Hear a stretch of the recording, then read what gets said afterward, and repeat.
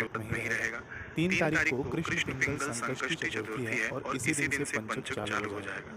7 तारीख को कालाष्टमी है, 8 तारीख को बुधवारी अष्टमी है और इस दिन पंचक समाप्त होगा। 10 तारीख को योगिनी एकादशी है, स्मारत वाली है। 11 तारीख को योगिनी एकादशी भागवत वाली है। 12 तारीख को प्रदोष व्रत है और मासिक शिवरात्रि है। 13 तारीख को चतुर्दशी आद्रा नक्षत्र योग है और इस दिन सोमवती अमावस्या भी है। 14 तारीख को दर्शन अमावस्या है। 15 तारीख को दूज के चंद्रमा का दर्शन होगा और इसी दिन से आषाढ़ मास के गुप्त नवरात्रियां शुरू हो जाएंगी। 16 तारीख को श्री जगन्नाथ रथ यात्रा, कर्क संक्रांति और व्यतिपात योग। 17 तारीख को विनायक चतुर्थी। 20 तारीख को विवस्वत सप्तमी। 21 तारीख को मासिक दुर्गा अष्टमी है। 23 तारीख को भड़ली नवमी है। 24 तारीख को मनवादी तिथि है। 25 तारीख को देवशयनी एकादशी है। चतुर्मास चालू हो जाएगा और इसी दिन वासुदेव द्वादशी भी है। 26 तारीख को प्रदोष व्रत है। 28 तारीख को विद्या लाभ योग है। ये पूरे भारत भर के लिए है। 29 तारीख को आषाढ़ी पूर्णिमा है, जिसको हम लोग गुरु पूर्णिमा कहते हैं, व्यास पूर्णिमा कहते हैं। विद्या लाभ योग भी इस दिन है और सन्यासियों का चतुर्मास इस दिन से चालू हो जाएगा और मनवादी तिथि भी इस दिन है।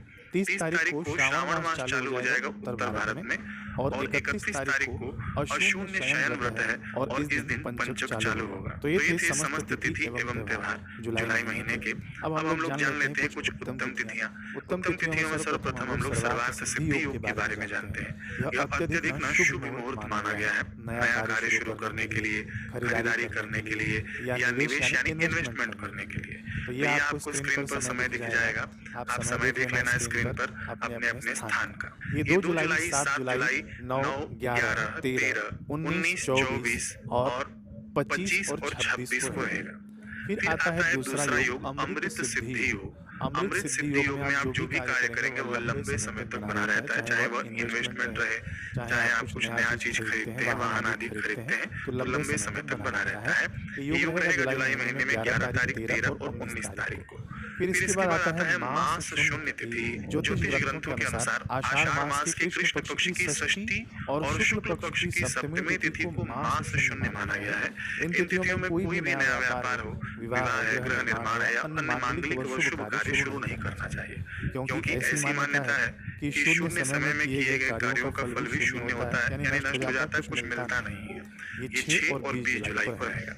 फिर अगला तिथि है रिक्त तिथि। रिक्त तिथि यानी खाली तिथि। पंचांग के अनुसार हर महीने के कृष्ण पक्ष और शुक्ल पक्ष की चतुर्थी, नवमी और चतुर्दशी तिथि को रिक्त तिथि कहा गया है।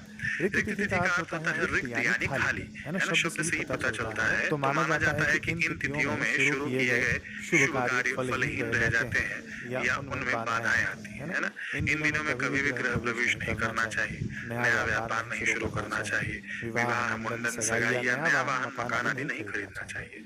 ठीक, इन तिथियों में तंत्र साधना कर सकते हैं, शत्रुओं के निवारण के लिए कुछ प्रयोग कर सकते हैं, कोर्ट कचहरी से जुड़े हुए कार्य कर सकते हैं। ठीक है, बाकी नियमित पूजा पाठ तो किसी भी कार्य में हम लोग कर सकते हैं। माँ काली की और भगवान शिव की उपासना इस दिन को विशेष फलदायी मानी गई है। अब इसका समय जान लीजिए, 3 जुलाई, 9, 13, 23 और 28 जुलाई को है।